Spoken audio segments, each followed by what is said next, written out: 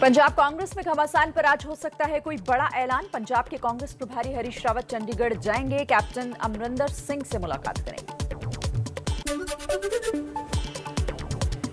कांग्रेस अध्यक्ष सोनिया गांधी से नवजोत सिंह सिद्धू की मुलाकात के बाद अमरिंदर सिंह ने सोनिया को लिखी चिट्ठी। सूत्रों के मुताबिक आलाकमान के फैसले से नाराज हैं कैप्टन। पंजाब में सिद्धू को मिल सकती है पार्टी की कमान। कैप्टन अमरिंदर सिंह की चिट्ठी पर बोले कांग्रेस विधायक राजकुमार वेरका। कहा, चिट्ठी में जातीय समीकरण को लेकर सुझाव दिए गए हैं। कैप्टन बगावत नहीं कर रहे, कांग्रेस एकजुट है। दिल्ली में सोनिया गांधी से मिले नवजोत सिंह सिद्धू। बैठक में राहुल गांधी और हरीश रावत भी मौजूद थे। अमृतसर में सिद्धू के घर पर समर्थकों ने मिठाई बांटी। पंजाब के कांग्रेस प्रभारी हरीश रावत का यू टर्न। बोले, मैंने कभी नहीं कहा सिद्धू प्रदेश अध्यक्ष बने रहे हैं। सोनिया गांधी को रिपोर्ट सौंप दी है, जो भी फैसला लेंगी जानकारी दी जाएगी। सिद्धू से चल रही कलह के बीच पंजाब के सीएम कैप्टन अमरिंदर सिंह ने पीएम मोदी को लिखी चिट्ठी। कहा, चुनाव से पहले किसान आंदोलन का हल निकालें, मध्यस्थता करने को तैयार। सीमा पार से है आतंकी हमले का खतरा। कांग्रेस का कार्यकारी अध्यक्ष बनने से कमलनाथ का इनकार। सूत्रों के मुताबिक कमलनाथ ने सोनिया गांधी से कहा, पार्टी के सहयोग के लिए तैयार, लेकिन मध्य प्रदेश नहीं छोड़ना चाहता। दिल्ली में पीएम मोदी से मिले कर्नाटक के सीएम येदियुरप्पा। बीजेपी अध्यक्ष जेपी नड्डा से भी मुलाकात हो सकती है। उत्तराखंड के बाद कर्नाटक में भी बदलाव की अटकलें तेज हैं। कांग्रेस महासचिव प्रियंका गांधी के यूपी दौरे का आज दूसरा दिन। प्रियंका आज लखीमपुर जाएंगी। रेप पीड़ित बच्चियों के परिवार से मुलाकात कर सकती हैं। मिशन यूपी पर लखनऊ पहुंची प्रियंका गांधी का योगी सरकार पर हमला। कहा, दूसरी लहर में पंचायत चुनाव कराने से फैला corona. Deputy CM Keshav Prasad Maurya का पलटवार।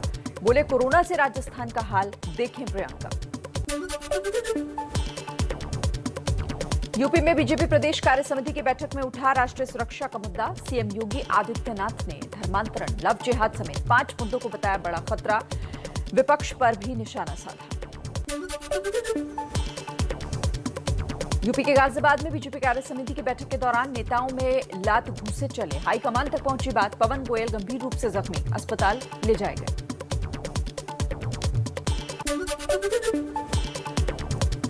यूपी के रायबरेली में दिशा के अध्यक्ष पद पर 16 साल से काबिज सोनिया गांधी को हटाया गया। सोनिया की जगह अमेठी की सांसद स्मृति ईरानी को बनाया गया अध्यक्ष।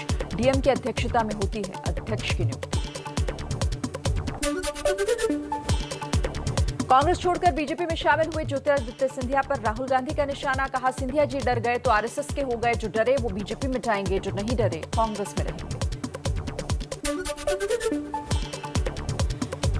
संसद के मानसून सत्र से पहले आज राज्यसभा के सभापति वेंकैया नायडू ने बुलाई सर्वदलीय बैठक। सोमवार से शुरू हो रहा है मानसून सत्र।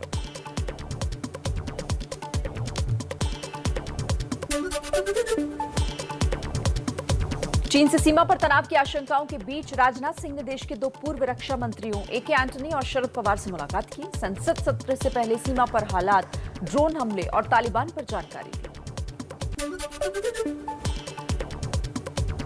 गुजरात को पीएम मोदी ने दी कई परियोजनाओं की सौगात। एयरपोर्ट जैसी सुविधा वाले Gandhinagar railway station, robotic, nature और एक्वाटिक पार्क का उद्घाटन किया। 2 नई ट्रेनों को हरी झंडी दिखाई। कहा, जल्द ही श्रीनगर से कन्याकुमारी तक शुरू होगी रेल सेवा। पीएम मोदी ने कहा, नए भारत की नई पहचान में एक और कड़ी जुड़ी। पहले ऐसी तस्वीरें सिर्फ विदेशों में होती थी, आज की तस्वीरों पर लोगों को यकीन नहीं हो रहा।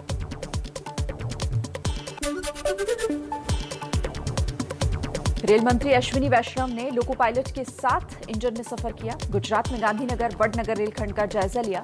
98 किलोमीटर लंबे रेलखंड पर शुरू हुई है नई ट्रेन।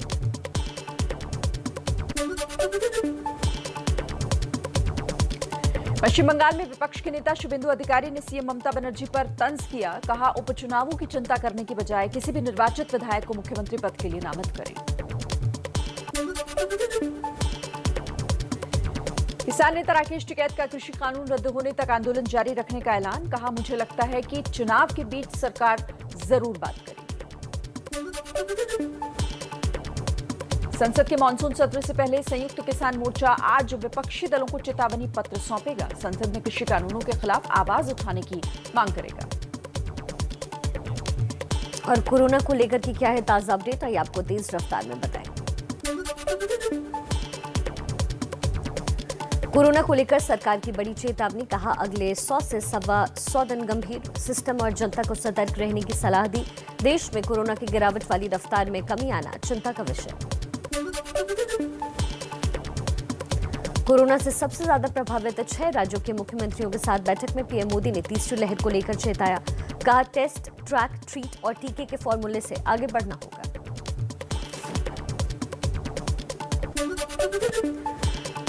पीएम मोदी ने कहा कोरोना के हालात अब भी चिंताजनक, यूरोप के देशों में लगातार केसेस बढ़ रहे हैं, हमें सावधानी बरतने की जरूरत। स्थिति काबू में नहीं आई तो हालात और खराब होंगे। बच्चों को भी संक्रमण से बचाने की पूरी तैयारी करें। पीएम मोदी के साथ बैठक में ओडिशा के सीएम नवीन पटनायक ने कोरोना वैक्सीन का कोटा बढ़ाने की मांग की। कहा टीकाकरण की रफ्तार बढ़ाने के लिए राज्य को मिले 95% वैक्सीन। देश में एक दिन में कोरोना के 38,949 नए मामले सामने आए। 452 लोगों की मौत हुई। 49 करोड़ के पार हुआ वैक्सीनेशन का आंकड़ा। आईसीएमआर के मुताबिक कोरोना वैक्सीन की दोनों डोज से मौत का खतरा 95% कम हो जाता है। एक डोज से 82% तक मौत का खतरा घट जाता है। आईसीएमआर की तमिलनाडु के पुलिसकर्मियों पर एक स्टडी के आधार पर यह दावा किया गया। देश में मॉडर्ना की कोरोना वैक्सीन के लिए अभी करना होगा इंतजार। स्वास्थ्य मंत्रालय के मुताबिक अभी जारी बातचीत, कुछ चीजों पर मॉडर्ना की ओर से जवाब आना अभी बाकी, जल्द ही ये प्रक्रिया भी पूरी हो जाएगी। कोरोना की दूसरी लहर के बाद हरियाणा में खुले स्कूल। करनाल के एक स्कूल में संक्रमण से बचाव के लिए मास्क और सैनिटाइजेशन के साथ तमाम नियमों का पालन करते दिखे छात्र और शिक्षक। कोरोना महामारी की वजह से कई महीनों से बंद केरल का सबरीमाल मंदिर आज से खुला। 5 दिवसीय मासिक पूजा के लिए खोला गया है मंदिर। यूपी में कांवड़ यात्रा को मंजूरी देने के फैसले पर सुप्रीम कोर्ट ने योगी सरकार को दोबारा विचार करने को कहा। सोमवार तक की यात्रा रद्द करने का फैसला ले, नहीं तो हमें देना पड़ेगा आदेश। यूपी कांवड़ यात्रा मामले में केंद्र सरकार का सुप्रीम कोर्ट में हलफनामा। कहा टैंकर के जरिए गंगा जल जगह जगह उपलब्ध करवाया जाना चाहिए।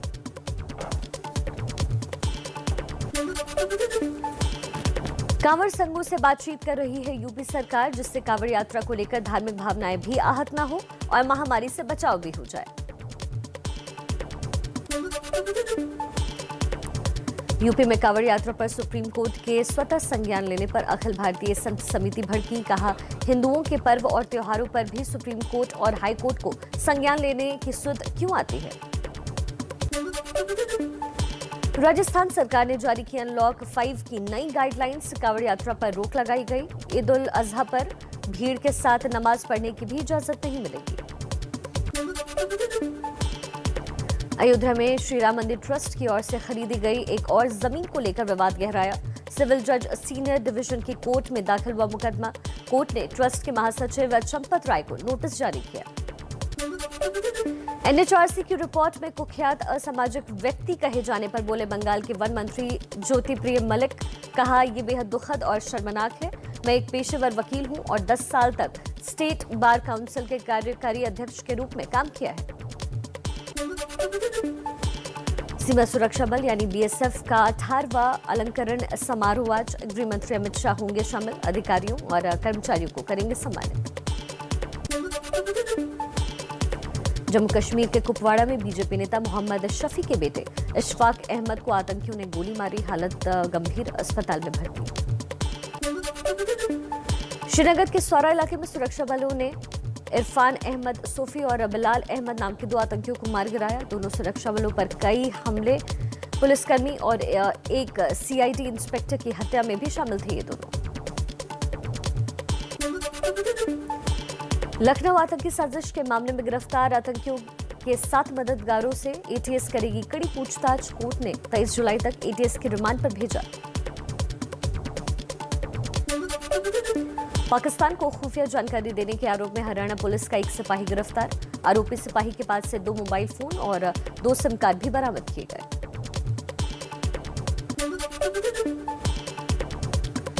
महाराष्ट्र के पूर्व गृह मंत्री अनिल देशमुख के एक फ्लैट और करोड़ों की जमीन को ईडी ने जब्त किया। 3 बार समन भेजे जाने के बाद भी ईडी के सामने पेश नहीं हुए देशमुख और उनका परिवार। शराबबंदी वाले बिहार के पश्चिम चंपारण में जहरीली शराब पीने से 15 लोगों की मौत हुई, कई लोग बीमार। प्रशासन संदिग्ध मौत बताकर साइंटिफिक रीजन खोजने में जुटा। हालांकि कई शराब माफियाओं को हिरासत में लिया गया है। बिहार के दरभंगा में शराब माफियाओं ने स्कॉर्पियो से कुचलकर पुलिस के जवान की हत्या की। गाड़ी से जवान को 200 मीटर तक घसीट कर ले गए। वारदात को अंजाम देने वाले गाड़ी में शराब भरी थी। और आइए कुछ और खबरों का रुख कर लेते हैं।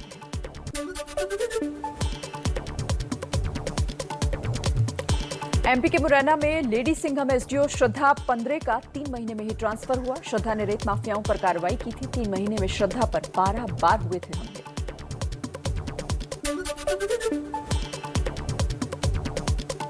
एसडीओ श्रद्धा पंद्रे के तबादले पर एमपी के कैबिनेट मंत्री विश्वास सारंग का बयान। बोले, किसी का तबादला एक सामान्य प्रक्रिया है, इसीलिए इसे किसी और तरीके से देखना गलत।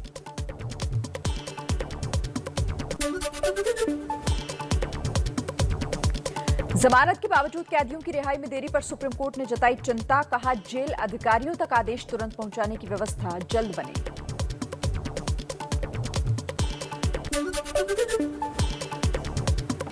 महाराष्ट्र के जलगांव में एक ट्रेनी विमान हुआ दुर्घटनाग्रस्त। एक पायलट की मौत, एक महिला पायलट घायल। विमान मंत्री ज्योतिरादित्य सिंधिया ने ट्वीट कर दुख जताया।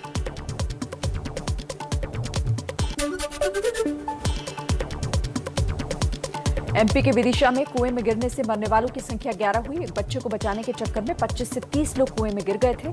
शिवराज सरकार ने मृतकों के परिजनों को 5-5 लाख और घायलों को 50,000 देने का ऐलान किया है। अफगानिस्तान के कंधार में भारतीय पत्रकार दानिश सिद्दीकी की गोली मारकर हत्या कर दी गई। पुलित्जर अवार्ड से सम्मानित Danish international news agency Reuters के लिए काम करते थे।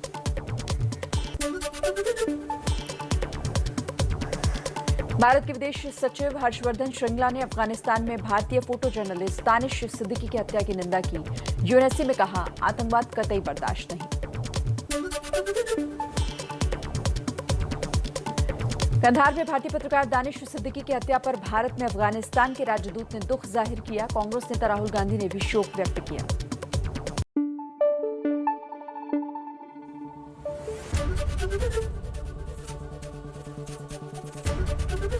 एबीपी न्यूज आपको रखे आगे।